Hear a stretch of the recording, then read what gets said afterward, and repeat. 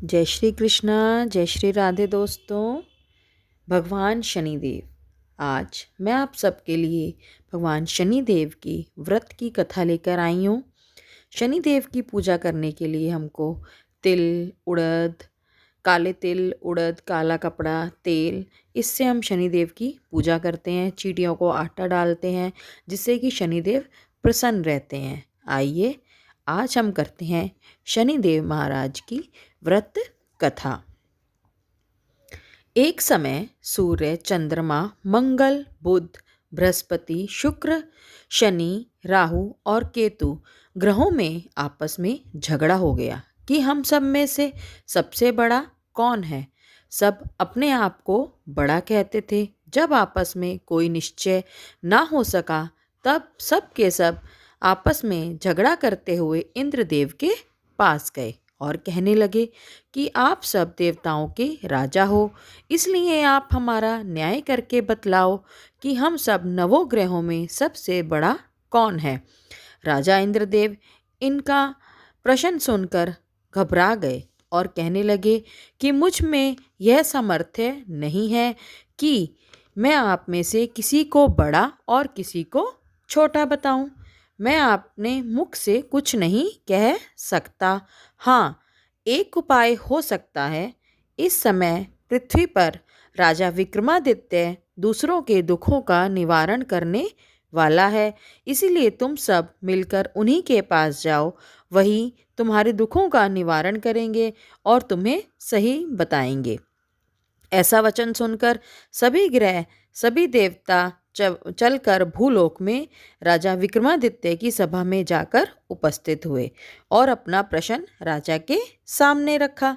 राजा उनकी बात को सुनकर बड़ी चिंता में पड़ गए और कि मैं अपने मुख से किसी को बड़ा और किसी को छोटा कैसे कहूँ, और अगर किसी को भी छोटा कहूँगा तो वही क्रोधित हो जाएगा। परंतु उनका झगड़ा निपटाने के लिए एक उपाय सोचा कि सोना, चांदी, कांसा, पीतल, सीसा, रंगा, जस्ता, अभ्रक और लोहा नवों धातुओं के आसन बनवाए और आसनों को क्रम से, जैसे सोना सबसे पहले और लोहा सबसे पीछे गए।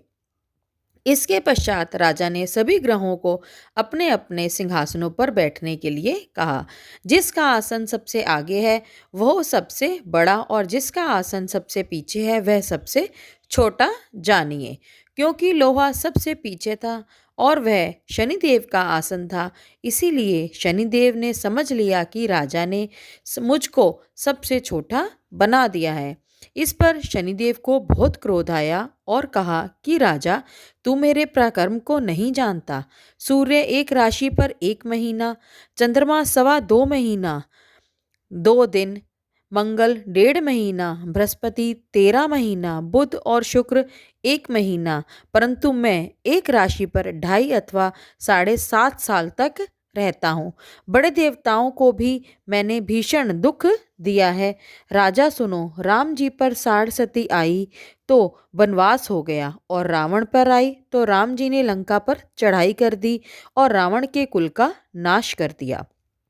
यह राजा, अब तुम सावधान रहना। राजा कहने लगा कि जो कुछ भाग्य में होगा देखा जाएगा। उसके बाद अन्य ग्रह तो प्रसन्न थे, परंतु शनिदेव बड़े ही क्रोधित वहां से चले गए। बहुत काल व्यतीत हो जाने पर जब राजा को 60 की दशा आई तो शनिदेव घोड़े के सौदागर बनकर अनेक सुंदर घोड़ों सहित राजा की राजधानी में आए। जब राजा ने सौदागरों के आने की खबर सुनी तो राजा ने अश्वपाल को अच्छे अच्छे घोड़े खरीदने की आज्ञा दी। अश्वपाल ऐसी अच्छी नस्ल के घोड़े देखकर उनका मूल्य सुनकर चकित हो गया और तुरंत ही राजा को खबर दी। राजा उन घोड़ों को देखकर एक अच्छा सा घोड़ा चुनकर सवारी के लिए चढ़ा। राजा ने घोड़े की पीठ पर चढ़ते ही घोड़ा जोर से भागा। घोड़ा बहुत दूर तक एक बड़े घने जंगल में जाकर राजा को छोड़कर अंतर्ध्यान हो गया। इसके बाद राजा अकेला जंगल में भटकता फिरता रहा। बहुत देर के पश्चात राजा ने भूख और प्यास से दुखी होकर भटकते भटकते एक ग्वाले को देखा। ग्वाले ने राजा को प्यास से व्याकुल देखकर पानी पिलाया। राजा की उंगली में एक सोने की अंगूठी थी। वह उसे निकालकर प्रसन्नता के साथ ग्वाले को दे दी और शहर की ओर चल पड़ा। राजा नगर में पहुंचकर एक सेठ की दुकान पर जाकर बैठ गया। अपने आप को उज्जैन का रहने वाला बताया। अपना नाम वीका बतलाया। सेठ ने उसको कुलीन मनुष्य समझकर जल आदि पिलाया। भाग्यवश उस दिन उस सेठ की दुकान पर बिक्री अधिक हुई थी। तब सेठ उसको भाग्यवान पुरुष समझकर भोजन कराने के लिए अपने साथ ले गया। भोजन कराते समय राजा के ने अदृश्य आश्चर्यजनक एक बात देखी कि खूंटी पर हार लटक रहा है और वह खूंटी उस हार को निगल रही है। भोजन के पश्चात कमरे में आने पर जब सेठ ने हार को ना मिला तो उस सब ने यही निश्चय किया कि सिवाय वीका के कोई इस कमरे में नहीं आया है, अतः अवश्य ही उसी ने हार चोरी किया है। परंतु वीका ने हार लेने से मना कर दिया। इस पर 5-7 आदमी इकट्ठे हो गए और उसको फौजदार के पास ले गए। फौजदार ने उसको राजा के सामने उपस्थित कर दिया और कहा कि यह आदमी तो भला प्रतीत होता है, चोर मालूम नहीं होता, परंतु सेठ का कहना है कि इसके सिवा कोई घर में आया नहीं, अवश्य ही इसे ने हार चोरी की है। तब राजा ने आज्ञा दी कि इसके हाथ पैर काटकर चौरंगिया किया जाए। राजा की आज्ञा का तुरंत पालन किया गया और वीका के हाथ पैर काट दिए गए। इस प्रकार कुछ काल व्यतीत होने पर एक तेली उसको अपने घर ले गया और कोलू पर उसको बिठा दिया। वीका उस पर बैठा हुआ जबान से बैल को हाँकता रहा। शनि की दशा समाप्त हो गई और एक रात को वर्षा ऋतु के समय वह मल्हार राग गाने लगा। उसका गाना सुनकर शहर के राजा की कन्या उस राग पर मोहित हो गई और दासी को खबर लाने भेजा कि शहर में कौन गा रहा है। दासी सारे शहर में फिरती फिरती क्या देखती है कि तेली के घर में चौरंगिया राग गा रहा है। दासी ने महल में आकर राजकुमारी को सब वृतांत कह सुनाया। बस उसी क्षण राजकुमारी ने अपने मन में यह प्रण कर लिया कि चाहे कुछ भी हो, मैंने इस चौरंगिया के साथ ही विवाह करना है। प्रातःकाल होते ही जब राजकुमारी को जगाया और कुछ खाने के लिए कहा, तब राजकुमारी ने कहा कि मैंने अन्नशन्न व्रत ले लिया है। तब दासी रानी के पास गई और जाकर राजकुमारी के न उठने का वृतांत सुनाया। रानी ने तुरंत ही वहां आकर राजकुमारी को जगाया और उसके दुख का कारण पूछा। तो राजकुमारी ने कहा, माता जी, मैंने यह प्रण कर लिया है कि तेली के घर में जो चौरंगिया है उसके साथ विवाह करूंगी। माता ने कहा कि पगली, यह क्या बात कर रही हो? तुझको किसी देश के राजा के साथ परणाया जाएगा। कन्या कहने लगी कि माता जी, मैंने अपना प्रण कभी नहीं तोड़ूंगी। माता ने निश्चित होकर यह बात राजा को बताई। तब महाराज ने भी आकर समझाया कि मैं अभी देशांतर में अपने दूत भेजकर सुयोग्य, रूपवान एवं बड़े से बड़े गुणी राजकुमार के साथ तुम्हारा विवाह करवाऊंगा। ऐसी बात सुनकर कभी नहीं विचरना चाहिए। कन्या ने कहा, पिताजी, मैंने प्राण त्याग दूंगी, परंतु दूसरे के साथ विवाह नहीं करूंगी। इतना सुनकर राजा ने क्रोध में आकर कहा कि जैसा तेरे भाग्य में लिखा है वैसा ही होगा, तू जैसी इच्छा है तेरी वैसा ही कर। राजा ने तेली को बुलाकर कहा कि तेरे घर में जो चौरंगिया है उसके साथ मैं अपनी कन्या का विवाह करना चाहता हूँ। तेली ने कहा कि यह कैसे हो सकता है? कहाँ आप हमारे राजा और कहाँ मैं एक नीच तेली। परंतु राजा ने कहा कि भाग्य के लिखे को कोई नहीं टाल सकता, अपने घर जाकर विवाह की तैयारी करो। राजा ने उसी समय तोरण और बंदरवार मंगवाकर राजकुमारी का विवाह चौरंगिया विक्रमादित्य के साथ कर दिया।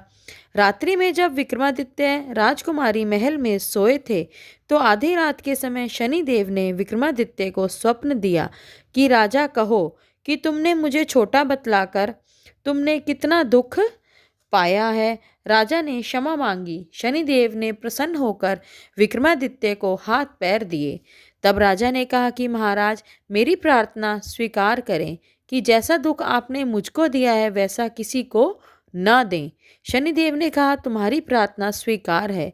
जो मनुष्य मेरी कथा को सुनेगा या कहेगा उसको मेरी दशा में कभी किसी प्रकार का दुख नहीं होगा, और जो नित्य ही मेरा ध्यान करेगा या चींटियों को आटा डालेगा उसके सब मनोरथ पूर्ण होंगे। इतना कहकर शनिदेव अपने धाम को चले गए। राजकुमारी की आंख खुली और उसने राजा के हाथ पैर देखे तो आश्चर्य को प्राप्त हुई।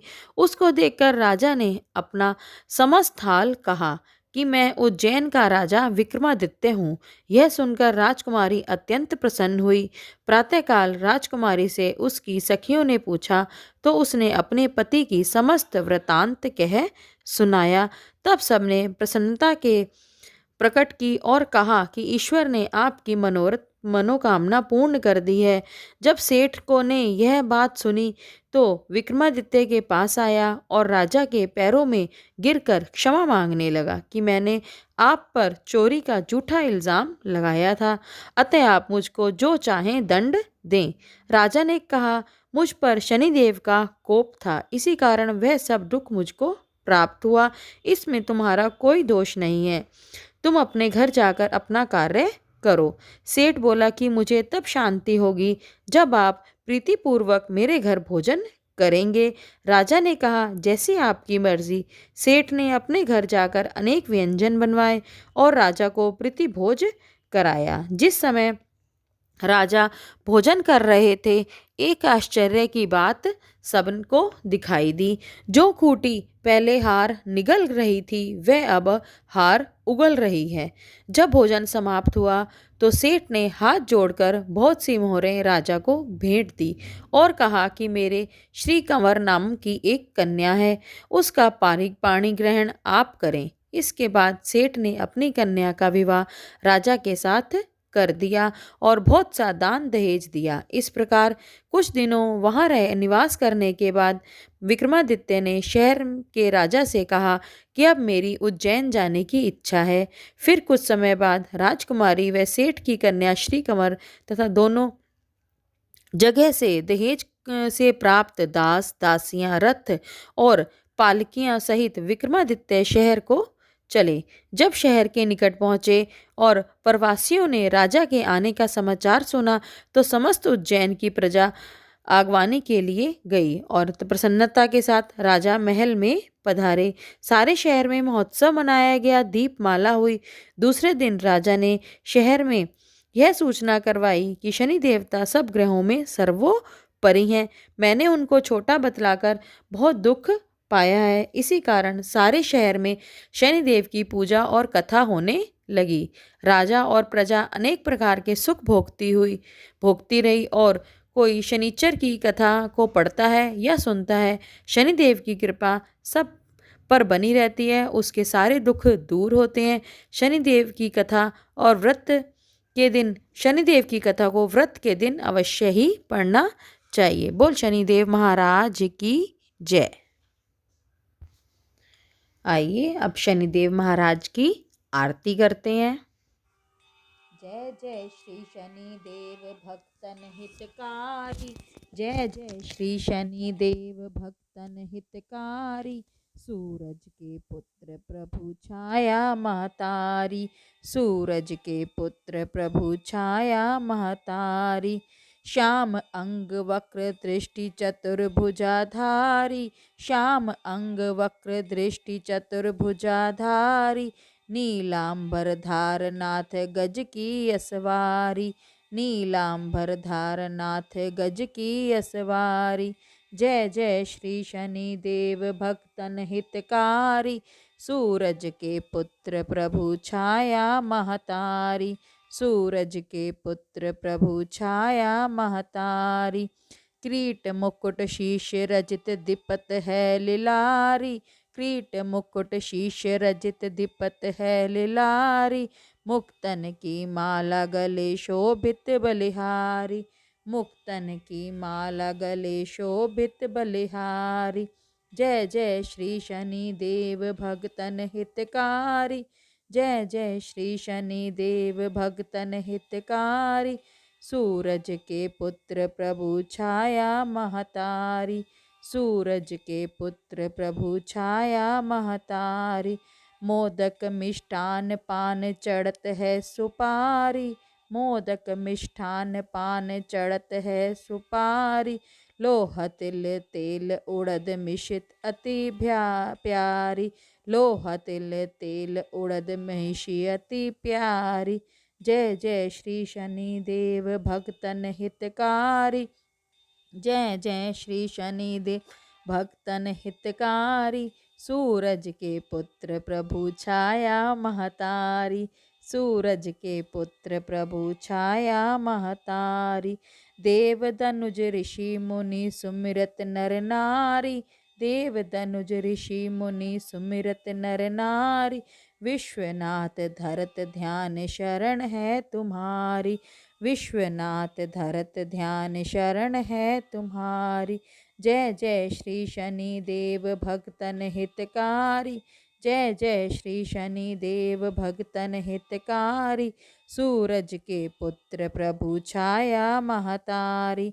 सूरज के पुत्र प्रभु छाया महतारी।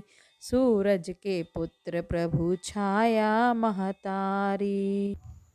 जय शनिदेव महाराज की जय। अगर आपको मेरी ये वीडियो अच्छी लगे तो मेरे चैनल को लाइक शेयर और सब्सक्राइब जरूर करें। धन्यवाद।